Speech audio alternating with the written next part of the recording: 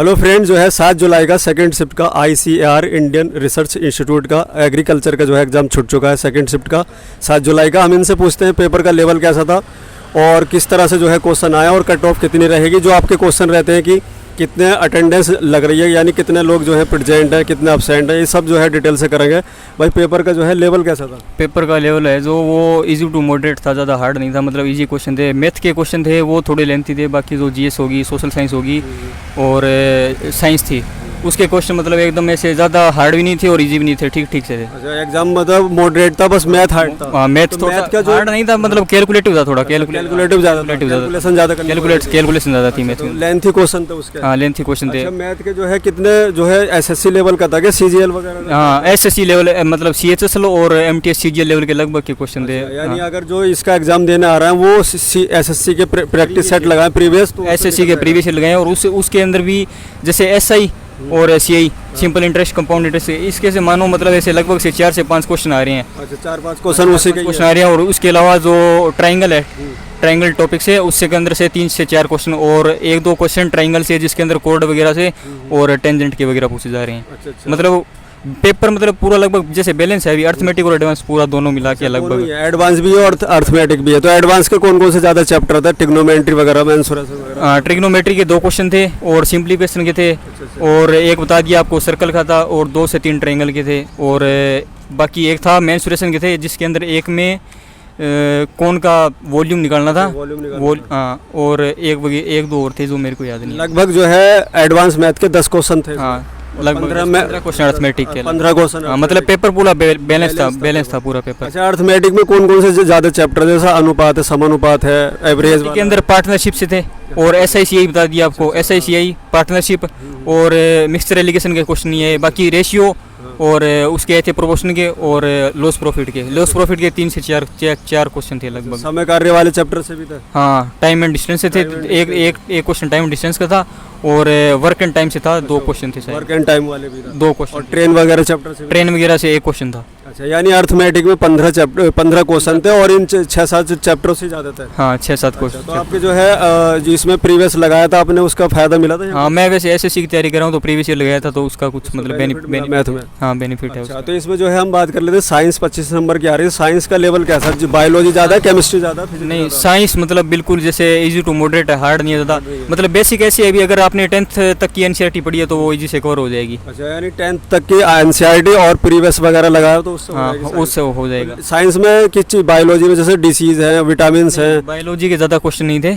Biology के 1 से 2 question शायद मेरे को जितना मैं रिमाइंड कर पा रहा हूँ 2 क्वेश्चन थे। बाकी क्वेश्चन थे जैसे फिजिक्स के ज़्यादा थे। फिजिक्स के लेंस, एक तो मिरर का फॉर्मूला पूछा गया था, मिरर का फॉर्मूला, और उसके अंदर से रिफ्रैक्टिव इंडेक्स के क्वेश्चन थे 2 से 3। और इसके अलावा रेयर टू डेंसर मीडियम के अंदर अगर जैसे लाइट पास करती है तो उसकी स्पीड पे क्या फ़र्क पड़ता है, तो उसके क्वेश्चन थे लगभग फिजिक्स के ज़्यादा। और उसके बाद केमिस्ट्री के और सबसे कम जो बायोलॉजी क्वेश्चन। बायोलॉजी के कम थे, इसमें फिजिक्स से सबसे ज़्यादा। क्यों? टेक्नीशियन का एग्जाम था तो ज़्यादातर इसमें टेक का ही पूछा गया। हाँ, टेक्निक। अच्छा, बात कर रहे थे जनरल नॉलेज की। इसमें 25 नंबर की आ रही है GK GS की। उसमें करंट अफेयर के और हिस्ट्री के, पॉलिटिकल के 3 से 4 क्वेश्चन थे। हिस्ट्री के क्वेश्चन थे। हिस्ट्री के क्वेश्चन ऐसे थे मतलब जैसे अगर वही बात है, अगर आपने NCERT पढ़ी है ढंग से तो उसमें से हो जाएंगे। जैसे उसके अंदर जैसे चिपको आंदोलन वगैरह का पूछा गया था, वो साइंस में भी था। वो मतलब बायोलॉजी के अंदर कर लो क्योंकि वो 10th चैप्टर के अंदर है, तो वो दोनों के अंदर थे। चिपको आंदोलन के क्वेश्चन पूछे गए थे।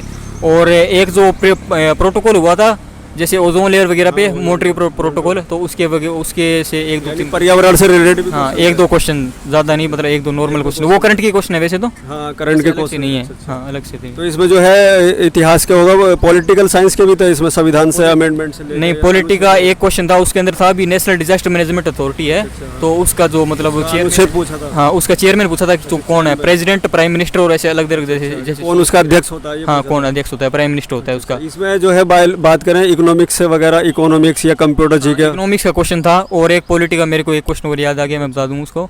उसमें था भी नेशनल डिजास्टर मैनेजमेंट, NDRF है जो नेशनल डिजास्टर रिस्पॉन्स फोर्स, वो कौन से सेक्शन के अंदर आता है। मतलब उसके अंदर पूरा एक्ट है जो 2005 का एक्ट है, तो उसके अंदर मतलब कौन से सेक्शन के अंदर था वो सेक्शन, उसका अनुच्छेद वगैरह, धारा वगैरह इस तरह से वो पूछा, धारा पूछा था उसका। तो इसमें सोशल साइंस में और कहाँ से क्वेश्चन पूछ रहा है? जैसे इससे पर्यावरण से रिलेटेड होगा या फिर जो है पंचायती राज से रिलेटेड? पंचायती राज से एक क्वेश्चन था। उसके अंदर मतलब पंचायती राज से क्वेश्चन ऐसे थे कि स्टेटमेंट वाले क्वेश्चन थे।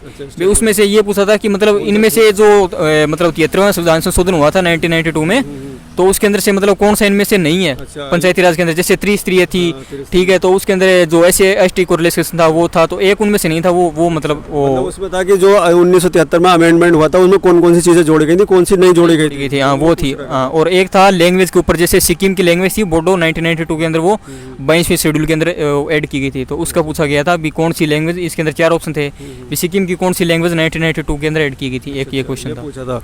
चलिए जो है आपने इसमें ओवरऑल कितना अटेम्प्ट किया?